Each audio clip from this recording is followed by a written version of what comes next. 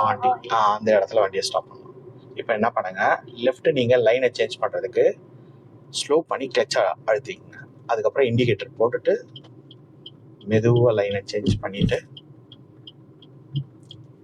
நீங்கள் இப்போ வரீங்கல்ல ஒரே பொசிஷனோட வாங்க. அந்த பைக்கை தாண்டலாமா இல்லை பின்னாடி நிப்பாட்டிக்கலாமா? ரைட், உங்கள் விருப்பம் தான், நீங்கள் தான் சொல்லணும்.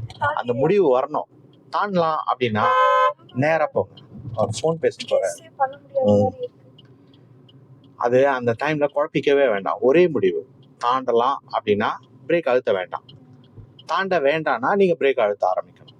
இப்போ பிரேக்கை ஸ்மூத்தாக அப்ளை பண்ணுங்கள். லாங் டிஸ்டன்ஸ் பாருங்கள்.